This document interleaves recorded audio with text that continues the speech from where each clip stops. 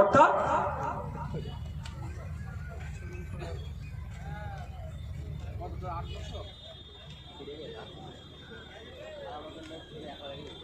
আচ্ছা আচ্ছা, একটা ভয়ঙ্কর তথ্য এলো। তথ্য সত্যতা কি জানি না, কিন্তু আমি বলছি আপনাদের, পরে বলছি। তো কি বলছিলাম ভুলে গেছি, কি বললাম? আমরা লড়াই আন্দোলন করছিলাম বিজেপির বিরুদ্ধে, বিজেপির বিলের বিরুদ্ধে লড়াই করছিলাম। মমতা ব্যানার্জির অত বুকটা তো চিনচিন করছিল কেন? মমতা ব্যানার্জির কষ্ট হচ্ছিল কেন? আমরা লড়াই করছিলাম অমিত শাহের বিরুদ্ধে, আমরা লড়াই করছিলাম মোদির বিরুদ্ধে, আমরা লড়াই করছিলাম শুভেন্দু অধিকারীর বিরুদ্ধে, আমরা লড়াই করছিলাম দিলীপ ঘোষের বিরুদ্ধে, আমরা লড়াই করছিলাম সুকান্ত মজুমদারদের বিরুদ্ধে। অভিষেক ব্যানার্জি, মমতা ব্যানার্জিদের এত কষ্ট হচ্ছিল কেন?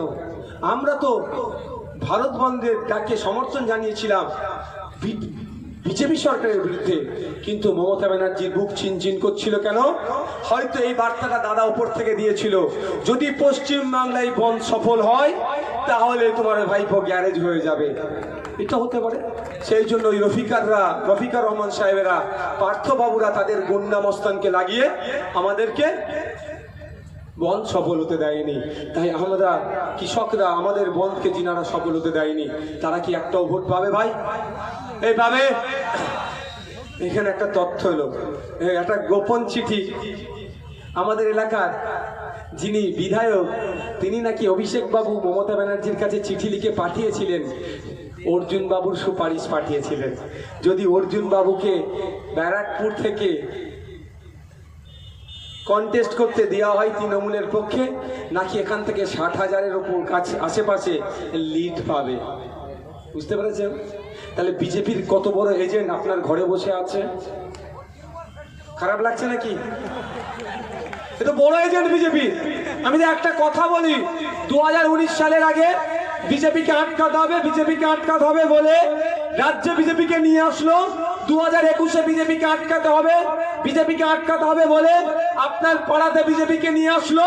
2024-এ যদি এখন ওই তৃণমূলের খাওয়া গ্যাস আমরা খেয়ে নিই, তাহলে কিন্তু আগামী দিনে আপনার বেডরুমে এই বিজেপিকে হাজির করে দেবে।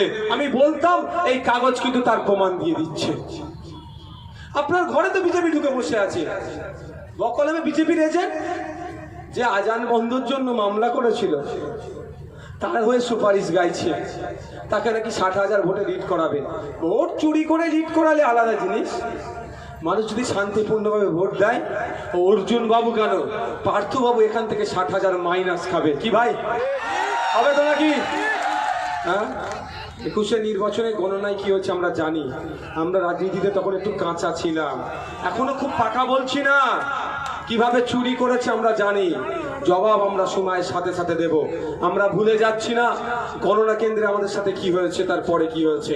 আর একটা, তাহলে আপনারা প্রস্তুত থাকুন যে 60,000-এর নাম নিয়েছে, শুনলাম যেটা, যে 60,000-এর নাম নিয়েছে।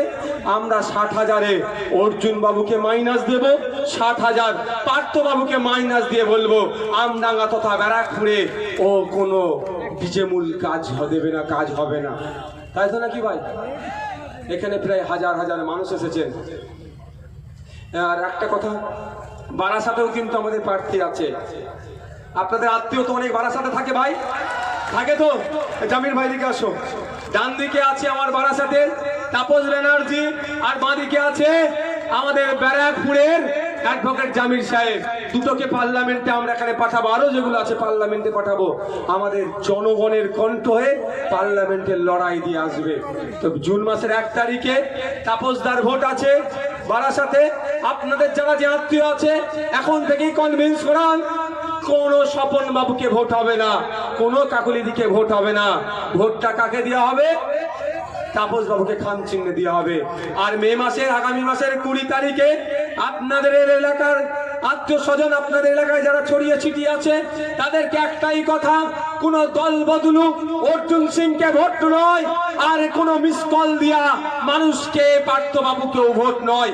ভোটটা স্বচ্ছতার সাথে যারা লড়াই করতে যেতে পারে, যে পিছপা হবে না, মানুষের জন্য কথা বলবে, পিছনে কোনো টিউনিং থাকবে না, পার্লামেন্টে গিয়ে মানুষের কথা বলবে, দলিতের হয়ে কথা বলবে, আদিবাসী হয়ে কথা বলবে, মুসলিমের হয়ে কথা বলবে, বঞ্চিত মানুষের হয়ে কথা বলবে।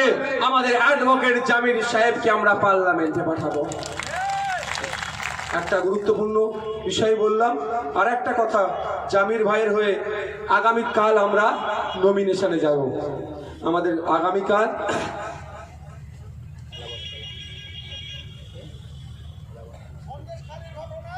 আচ্ছা সন্দেশকালী, আপনাদের বলি আগামীকাল সকাল 9:30টার মধ্যে আপনারা যারা, অনুরোধ করব সর্বোচ্চ জমায়েত করবেন। আগামীকালই আমাদের নমিনেশন আছে অ্যাডভোকেট জামির সাহেবের পক্ষে। আমরা বারাসাত ডিএম অফিসে আমরা জামির ভাইকে সাথে নিয়ে আওয়াল সিদ্ধি মোড় থেকে আমরা দলবদ্ধভাবে শৃঙ্খলাবদ্ধ হয়ে আমরা নমিনেশন জমা করতে যাব। তাই যারা যেতে চাইছেন, জামির ভাই থাকবেন, আমাদের তাপসদা থাকবেন, আমাদের রাকেশ থাকবেন, আমাদের জুলফিকার থাকবে, সাদ্দাম থাকবে, আরো যে সমস্ত নেতৃত্বরা আছে, উঠে দাঁড়াও তো, এই সমস্ত নেতৃত্বরা আছে। সর্বোপরি আপনারা যারা ছটে বসে আছেন, ধুলোতে বসে আছেন, আপনারাও তো দলের এক একটা বড় বড় সৈনিক, আপনিও দলের মেম্বার, অনেকে আমিও দলের মেম্বার। আপনারা যতটা গুরুত্ব, আমারও ততটা গুরুত্ব।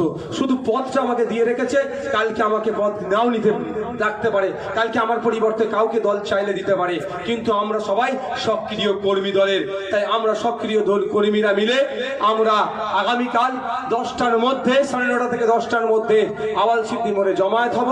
ওখান থেকে আমরা ঐক্যবদ্ধ হয়ে জামিরদার নমিনেশন করাবো এবং নমিনেশনই বার্তা দিয়ে দেবো। জামিরদা ব্যারাকপুর থেকে জেতা সার্টিফিকেট নিয়ে পার্লামেন্টে যাবে। ভাই একটা গুরুত্বপূর্ণ দিল, এটা কি কলেজ তো নাকি?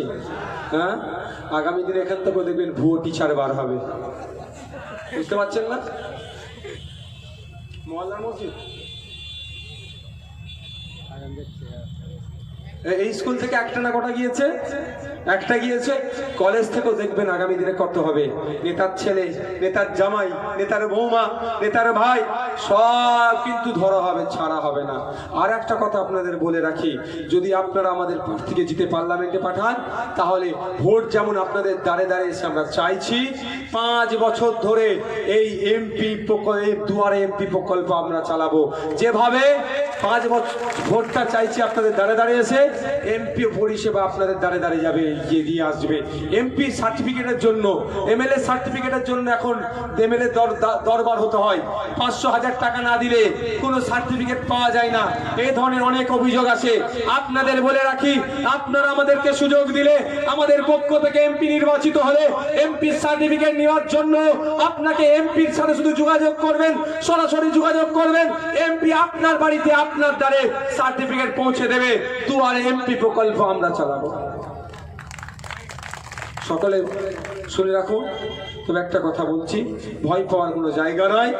শুধুমাত্র বিজেপি এসে যাবে এই ভয় দেখিয়ে আমাদের ভোট লুট করছে, ওই ভয় পাওয়ার কোনো জায়গা নাই। আর আজকের পর থেকে যদি আপনাদেরকে আমি কি ভয় দেখাই, চমকাই, শুধু এইটুকু বলে রাখবেন, এই সন্দেশখালীর শাহজাহান শেখের অবস্থা দেখো। সন্দেশখালী শাহজাহান শেখ কি মুকুটবিহীন সম্রাট ছিল। এই আমার মায়ের উপর এখন অত্যাচার করেছে, এ বলছিল ছাড়া হবে না, ছাড়বো না একটা পেনের খোঁচাতে। ভাঙড়ের মুকুটবিহীন সম্রাট এককালের ছিল আরাবুল ইসলাম, এখন বলছে গোষ্ঠীদ্বন্দ্ব, এখন অনেক কিছু বলছে বলুক।